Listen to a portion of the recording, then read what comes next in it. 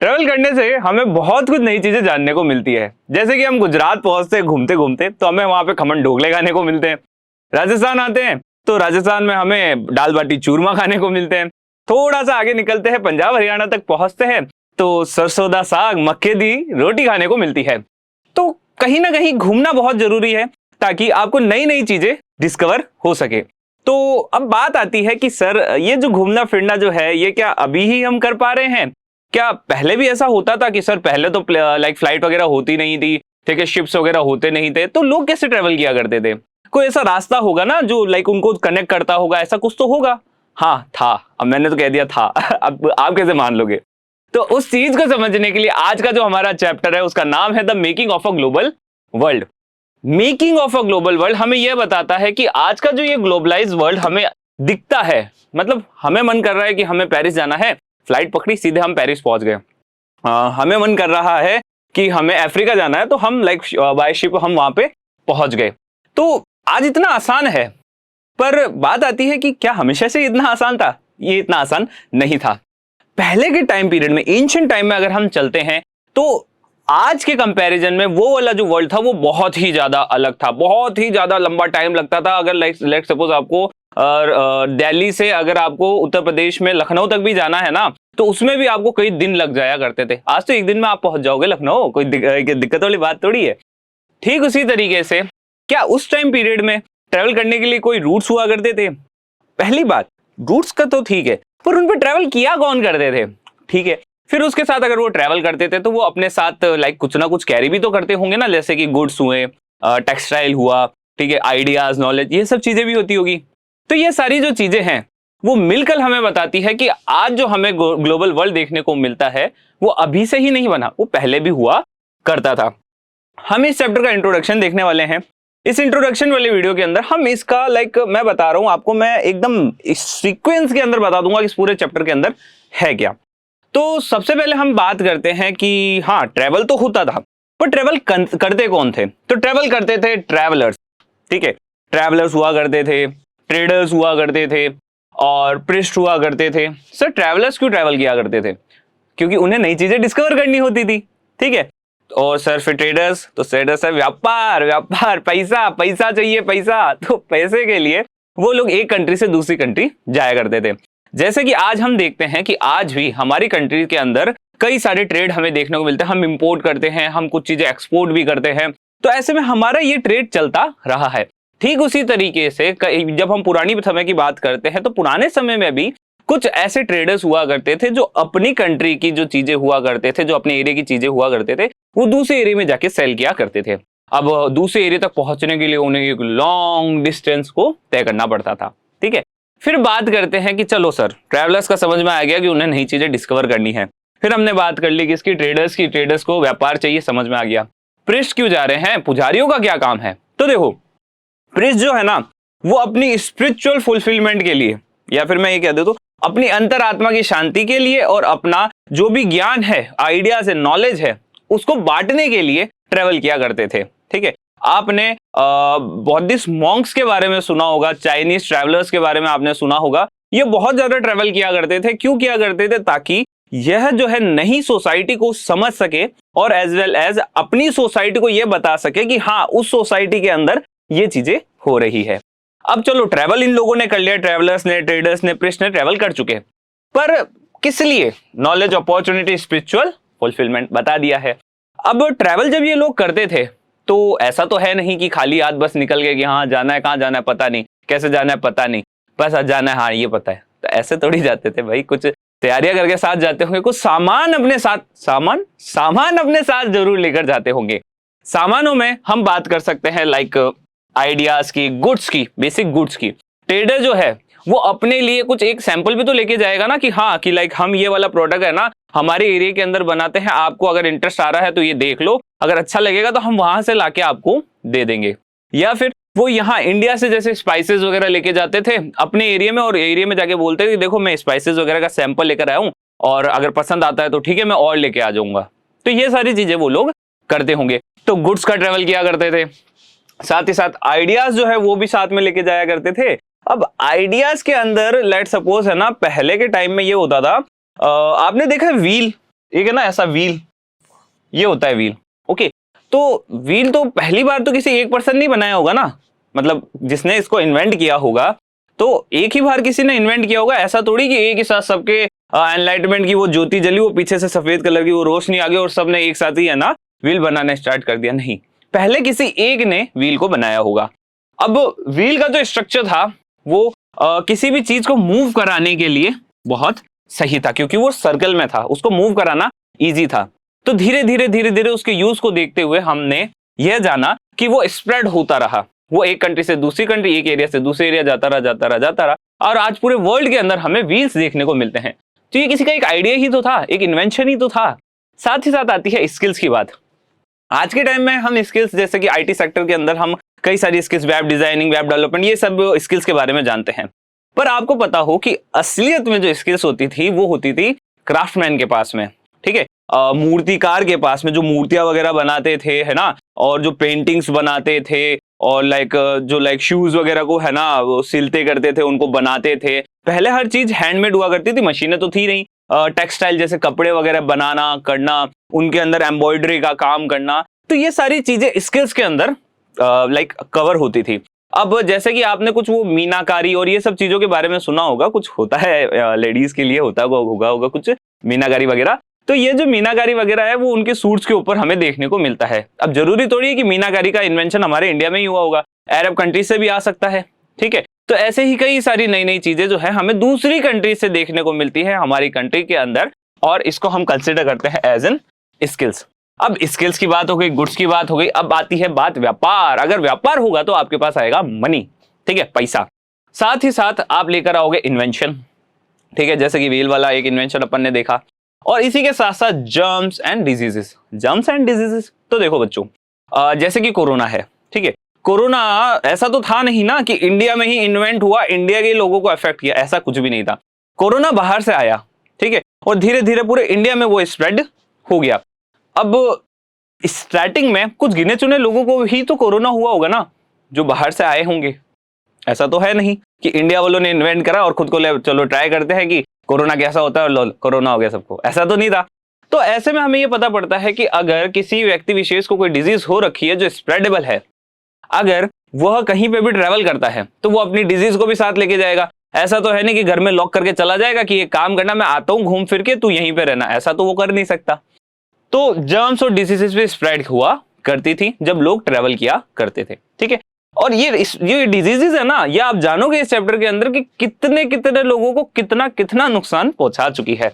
अब बात आती है कि आखिर ये जो डेवलपमेंट्स हुए, आज का जो हम इतना टेक्नोलॉजिकल एरा देखते हैं, जहां मन होता है चुटकी बजा के पहुंच जाते हैं, हमें किसी को फोन करना होता है, लाइक हमें किसी से बात करनी होती तो फोन लगा के पूछ लेते हैं, हाँ भाई कैसे है वगैरह वगैरह। तो ये सारी चीजें हम कर पा रहे हैं टेक्नोलॉजिकल एडवांसमेंट के कारण। पर ये जो डेवलपमेंट हुए होंगे ना, उन डेवलपमेंट के कुछ फेजेस हुए होंगे, ठीक है ना। इन फेजेस में से दो मेन फेज हमें देखने को मिलते हैं जिसपे ये चैप्टर पूरा डिवाइड हो रखा है। एक है प्री मॉडर्न वर्ल्ड और एक है टुडेज वर्ल्ड। अब प्री मॉडर्न वर्ल्ड के अंदर और टुडेज वर्ल्ड के अंदर डिफरेंस क्या है? प्री मॉडर्न, मॉडर्निटी से पहले का जो टाइम पीरियड था उसे हम प्री मॉडर्न वर्ल्ड के नाम से जानते हैं। और मॉडर्निटी कब आई है? जब हमें मशीन्स देखने को मिली है, जब हमें इंडस्ट्रियलाइजेशन देखने को मिला है, जब हमें नए नए इन्वेंशन देखने को मिले हैं। और आपको यह पता ही होगा कि 1600 के बाद से ही, ठीक है, 17th सेंचुरी के बाद से ही हमें ये इन्वेंशन देखने को मिले थे, इंडस्ट्रियलाइजेशन हमें देखने को मिला था। आज जो भी हम देखते हैं इंडस्ट्रियलाइजेशन, ये 16 to 17 सेंचुरीज के आसपास में शुरू हो चुका था और लगभग आज भी हमें देखने को मिल रहा है। तो उससे पहले लगभग इस टाइम पीरियड से पहले का जो टाइम पीरियड जा चुका है ना, उसे हम प्री मॉडर्न वर्ल्ड के नाम से जानते हैं। उस टाइम लोगों के पास मशीन्स हुआ नहीं करते थे, सब हाथों से काम होता था। लोगों के पास कोई ऐसा कार वगैरह होती नहीं थी, शिप्स होती नहीं थी, फ्लाइट होती नहीं थे, सब जो काम था वो पैदल होता था या शिप के थ्रू होता था। तो ये सब चीजें कैसे काम कर रही थी उसे हम जानेंगे प्री मॉडर्न वर्ल्ड के अंदर। फिर हम धीरे धीरे आगे बढ़ेंगे कि इस चैप्टर के अंदर हमें इकोनॉमीज देखने को मिलेगी, हमें वॉर का इंपैक्ट देखने को मिलेगा, वॉर टाइम ट्रांसफॉर्मेशंस देखने को मिलेंगे। और सबसे इंपॉर्टेंट, मैंने आपके लिए एक चार्ट बना दिया है। इस चार्ट के थ्रू हम समझेंगे इस चैप्टर के हर एक फेज को और हम जानेंगे कि अभी हम कहां पे खड़े हैं। हर एक वीडियो के अंदर इस चार्ट को मैं लेकर आऊंगा और आपको बताऊंगा कि लाइक हाँ अभी हम ये कवर कर लिए, ये कवर। क्योंकि देखो बच्चों, ये एक स्टोरी की तरह हम नरेट नहीं कर सकते जैसे नेशनलिज्म इन इंडिया के अंदर हमने किया है, क्यों नहीं किया, क्यों नहीं कर सकते? क्योंकि ये एक स्टोरी नहीं है, कुछ फैक्ट्स के बारे में बात करता है। तो शुरुआत में हम बात कर लेते हैं कि हाँ, मॉडर्निटी आती है 1600 के बाद से।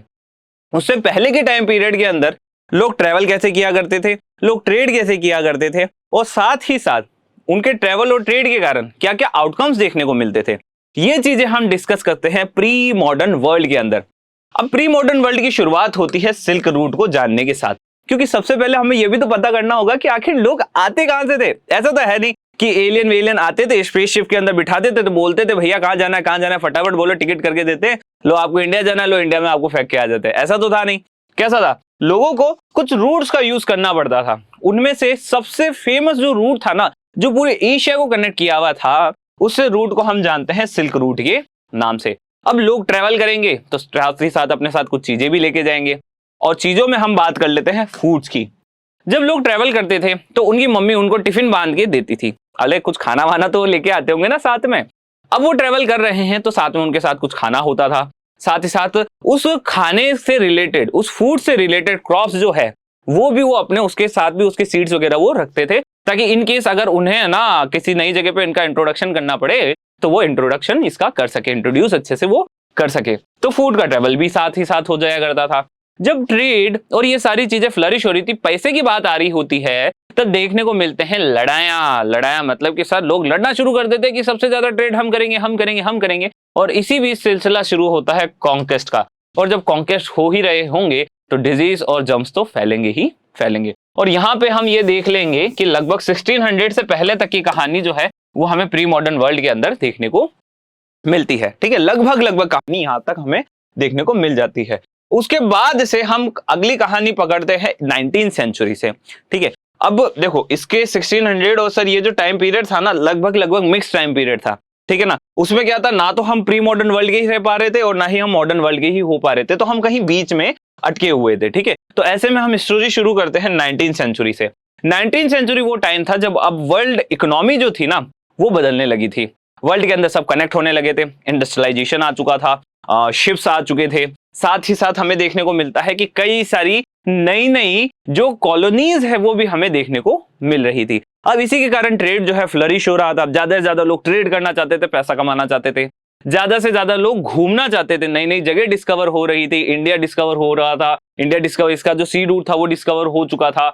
साथ ही साथ अमेरिका भी, अमेरिकन जो कॉन्टिनेंट है वो भी डिस्कवर हो चुका था। तो धीरे धीरे अब लोगों के मनों में आ रहा था कि हमें घूमना चाहिए, ताकि हम पहली बात तो इन चीजों को जब समझ सके, एज वेल एज यहाँ से हम प्रॉफिट भी जनरेट कर सके। तो 19th सेंचुरी का टाइम वो टाइम है जब वर्ल्ड इकोनॉमी अब शेप लेने लग गई थी। वर्ल्ड इकोनॉमी से मतलब है कि अब जो वर्ल्ड है ना आपस में कनेक्ट होने लग गया था। वर्ल्ड कैसे कनेक्ट होता है, जैसे इंडिया से रिसोर्सेस लेके जाने, इंडिया के अंदर स्पाइसेस वगैरह है, टेक्सटाइल है, ये रिसोर्सेस जो है ब्रिटेन लेके जाए जाते थे, ब्रिटेन से है ना पैसा जो है वो हमारे इंडिया में आया करता था। ठीक उसी तरीके से इंडिया का जो ट्रेड है वो हर एक छोटे छोटी कॉलोनीज के साथ, छोटे छोटे लाइक हम कह सकते हैं कंटिनेंट्स के साथ चलता जा रहा था। तो ठीक है, चलो वर्ल्ड इकोनॉमी शेप ले रही थी। अब वर्ल्ड इकोनॉमी शेप ले रही थी, उसमें सबसे इंपॉर्टेंट रोल था टेक्नोलॉजी का। बिना टेक्नोलॉजी कुछ भी नहीं हो सकता था। तो टेक्नोलॉजी ने बहुत ज्यादा हमारा साथ निभाया कि हम इतने ज्यादा जल्दी मॉडर्नाइज हो पाए। फिर हम बात करते हैं late 19th century. Late 19th century के अंदर हमें देखने को मिलता है कि कई सारी कंट्रीज जो है वो कॉलोनीज के अंदर कन्वर्ट हो चुकी थी। तो हम कॉलोनिज्म को पढ़ेंगे, उसके इफेक्ट को हम पढ़ेंगे। अब जब ये सब हो ही रहा था, तो अब जब वर्ल्ड कनेक्ट है आपस में, तो वर्ल्ड में डिजीज भी फैलने का खतरा था। अब डिजीज स्प्रेड होना शुरू होती है, कई कंटिनेंट्स तक कई सारी डिजीजेस पहुंचती है, जिसके कारण हमें बहुत सारे लॉसेस देखने को मिलते हैं वहां के ही लोगों को। साथ ही साथ फिर हम पढ़ते हैं कि अगर ट्रेड चल रहा है, व्यापार चल रहा है, तो काम करने वाले लोगों की भी जरूरत होती थी। अब हर एक कंट्री से, अफ्रीका जैसी कंट्री से भी कई सारे लोगों को लेके जाया जाता था काम करने के लिए। ठीक उसी तरीके से इंडिया से भी कई सारे लेबर को लेके जाया जाता था, ताकि काम करवाया जा सके, बेसिकली प्रोडक्शन करवाया जा सके।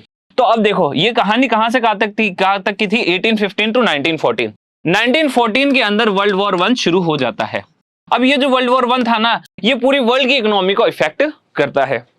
तब ऐसे में इस वॉर के दौरान इकोनॉमी की क्या हालत थी वो हम जानते हैं इस वाले यूनिट, इस वाले पार्ट के अंदर, जिसमें हम वॉर टाइम ट्रांसफॉर्मेशन पढ़ेंगे कि आखिर जब वॉर चल रही थी तो वॉर से क्या क्या ट्रांसफॉर्मेशन सोसाइटी में आने लग जाते हैं, इकोनॉमी कैसे बदलने लग जाती है। क्योंकि अब सब है ना एक दूसरे से कनेक्टेड थे, अगर वॉर के अंदर वो सभी के सभी लोग लग जाएंगे तो कहीं ना कहीं उनके बीच का ट्रेड जो था वो खत्म होने लग जाएगा, और उस ट्रेड में जैसे ही रिस्ट्रिक्शंस आएंगे उससे उनकी इकोनॉमीज को भी बहुत बड़ा धक्का लगने वाला था।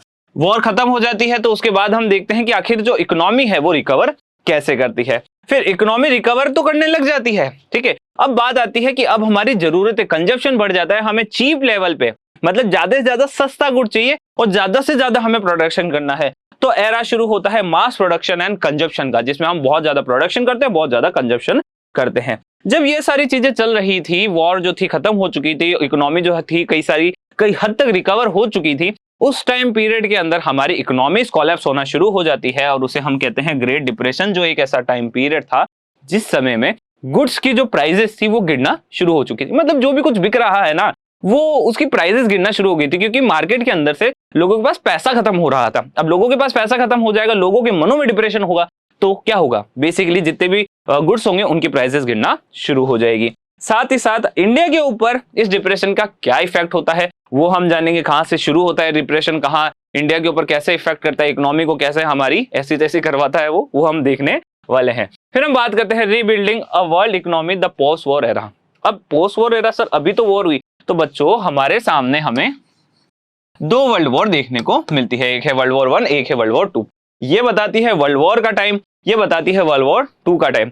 वर्ल्ड वॉर 2 के टाइम पे भी कई सारे वॉर टाइम ट्रांसफॉर्मेशंस आए होंगे, पर जैसे ही वर्ल्ड वॉर खत्म हो जाता है, अब बात आती है कि अब इकोनॉमीज को स्टेबल करना जरूरी था, और इकोनॉमीज को स्टेबल करने के लिए सेटलमेंट्स किए जाते हैं, ब्रेटन वुड्स इंस्टीट्यूशन को स्टैब्लिश किया जाता है अर्ली पोस्ट वॉर ईयर। जैसे ही ये इंस्टीट्यूशन जो है स्टैब्लिश कर दिए जाते हैं, तो उसके बाद में इस इंस्टीट्यूशन से क्या इफेक्ट पड़ता है इकोनॉमी के ऊपर वो हम जानेंगे the early post war years के अंदर। फिर यह एक ऐसा टाइम पीरियड था जब वर्ल्ड की जो मेजर कंट्रीज थी ना, अब उनकी हालत हो चुकी थी टाइट।